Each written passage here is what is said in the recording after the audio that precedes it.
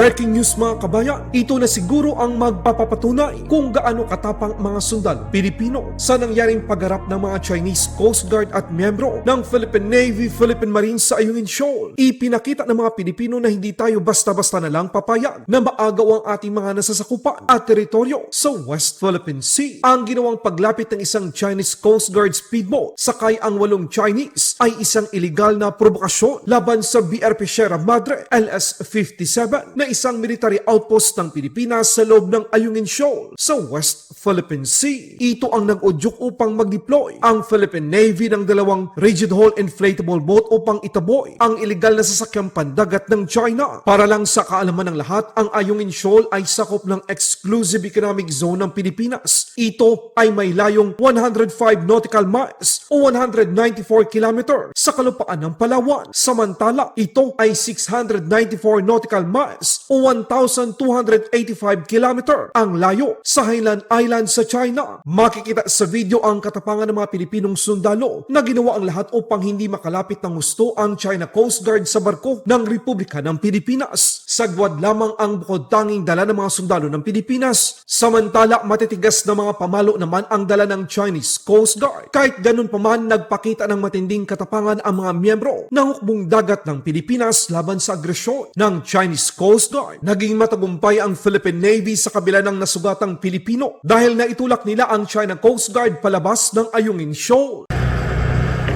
菲律宾小艇，这里是中国海警，请与我保持安全距离，否则由此引发后果由你一切承担。哎，离开，离开，等我，走，哎，好，走，来，这里中国海警，由此引发一切后果由你承担。菲律宾小艇，这里是中国海警。 由此引发的后果由你一切承担。同步。菲律宾小艇，请立即离开，否则由此引发的后果由你承担。Chinese Coast Guard。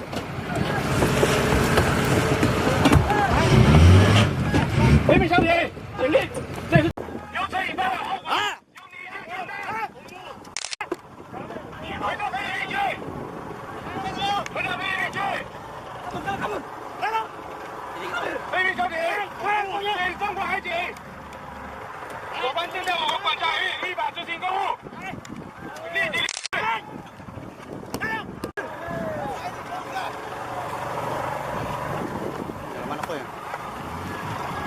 菲律宾小艇，请立！中国海警，请立即离开。上队了！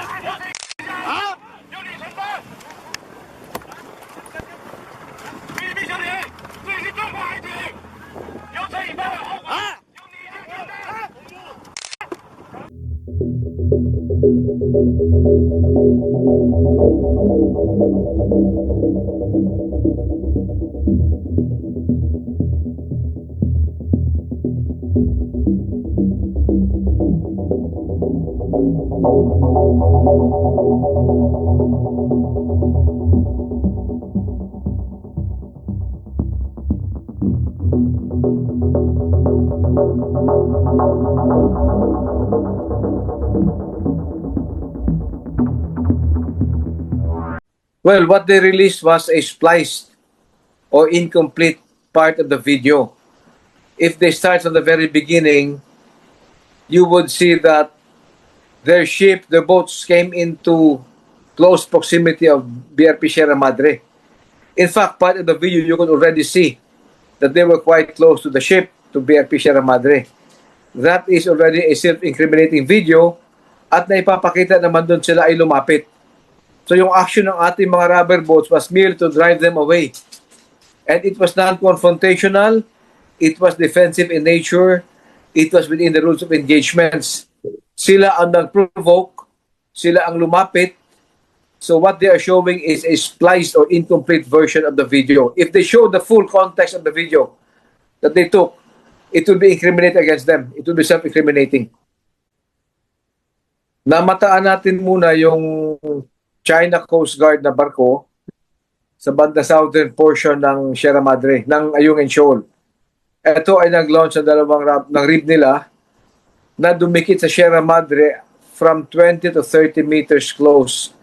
Malapit-lapit na yan. This is similar to what they did in 2024, June 17, Rore.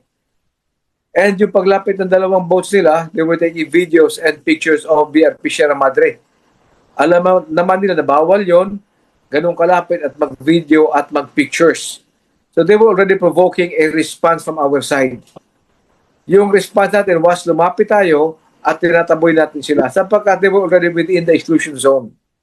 Department of National Defense Secretary Gibo Teodoro Jr. binanatan ang agresyon ng China. Ito ay isang script ng China bago pa ang 59th ASEAN Foreign Minister Meeting dito sa Pilipinas. Ang mga inilabas na putol-putol ng mga video ng China, ito ay upang ipakita na Pilipinas ang agresibo. Pero ang tanong, bakit nandoon malapit sa BRP Sierra Madre LS-57 ang speedboat sakay ang 8 Chinese crew? Timing nitong insidente kasi nag-provoke sila ng insidente.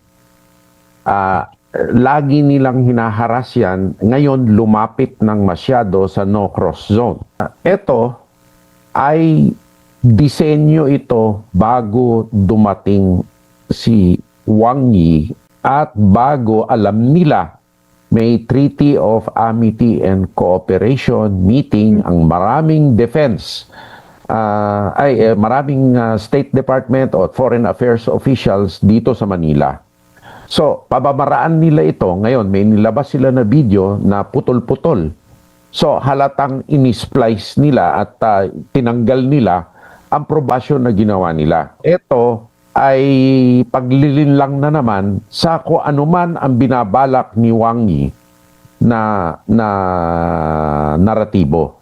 Magmula sa ginagawa nila sa West Philippine Sea, hanggang sa pagsasabotahin nila sa ating ekonomiya, may plano ito na hindi ito politika. May plano sila kontrolahin talaga itong bansa na to for the Pacific Ocean control. Para naman kay Attorney J. Batong Bakal, ang ginawa ng China sa Ayungin Shoal ay planado ng China. Iginit na Attorney J. Batong Bakal na malabong Pilipinas ang siyang umatake sa China Coast Guard dahil ang China ang siyang lumapit sa BRP Sierra Madre LS-57. Dagdag pa, ito ay isang pananakot ng China gamit ang kanilang puwersa upang takutin ang mga Pilipino para pumayag sa anumang kagustuhan ng China sa hinaharap. Payo ni Attorney J. Batong Bakal, dahil sa ganitong uri ng taktika, may karapatan ang Pilipinas na kumalas sa anumang usapin sa China dahil sa iba ang kanilang sinasabi sa kanilang ginagawa, lalo na sa usapin sa West Philippine Sea. Went around more than 1,500 miles to get there in that area. That boat that they have, that large white boat that you see now on the screen, the closest island, artificial island that they occupy is something like 50 miles away. And whereas our people are just there. I mean, you can see that the Philippine rubber boat is still close to the Sierra Madre. So it's absolutely ridiculous for them to say that we provoked this situation when they're the ones that went all the way there, to be present. And it's clear that they were prepared because their own video showed that they were approaching the Sierra Madre with truncheons in hand, these steel truncheons. So I think that this statement of the Chinese embassy that we were the ones provoking this situation is really belied by all the facts and evidence that we have.